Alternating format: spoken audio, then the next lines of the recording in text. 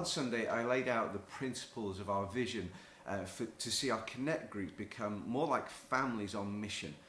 Mission and discipleship working together to reach our city for Jesus. And I realised that it was principles, and there was a big vision and big dream to see this become a reality. And so I want to just take this opportunity to just give an example really of how I see our groups working, our families working in terms of the organised structure of our groups. And so one of the things is that we are families. We have lots of families. People have kids and work and life, and we have to eat, and then we maybe had to get out to Connect group, and part of our family stayed behind, and it all just gets a little bit divided in some respects. And so one of the examples behind a new pattern, if you like, a new rhythm for the group could be this. Say, for instance, you finish work at 5 o'clock or 5:30 and you get home, you're going to have to eat anyway. What about if you were to eat together as a group and everybody was to contribute something, to bring something, whether it was a quiche or some pasta or a pot of stew, whatever it is that you could do, and you bring together the food and you share a meal together. And say for instance, that took place at 6 o'clock, and the kids could be a part of that. And so from 6 till 7, you're getting food ready. Everybody's talking and chatting about the day and what God's been doing and how God's been stirring. The kids are playing. It's all messy and noisy, but it's quite dynamic. It's just like family.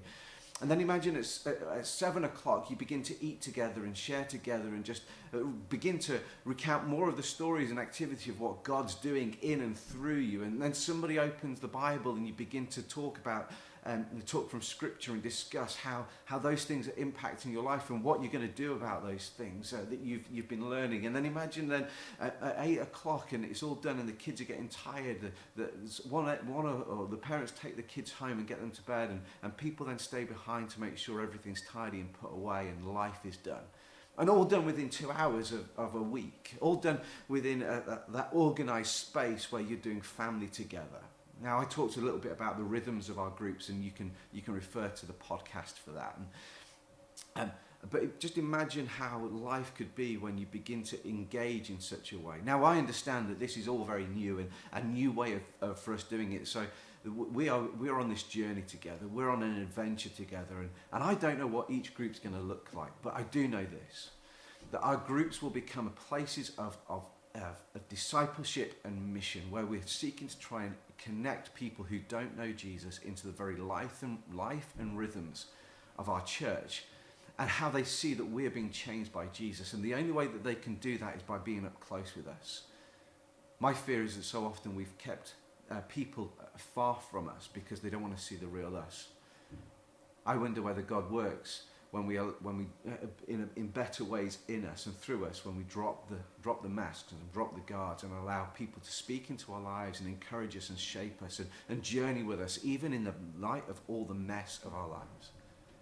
Because as the mess is revealed and we begin to see God working and transforming us in our mess and transforming our mess so that we become more and more like Jesus and mature in Him, we begin to become the kind of church that Jesus has called us to be. And so that's just one example of how I see a group could work. And you know, we're not, as church leaders, we're not going to prescribe how you're to do it. That will be the discussion for your group with your leaders. But we're wanting to release you into all that God has called you to do. And so we will steward this, and we will resource this, and we'll invest in this. And I'd love to hear any feedback, or if you've got anything that you want to talk to me about, please email me in at the office. God bless. Hope you have a great week.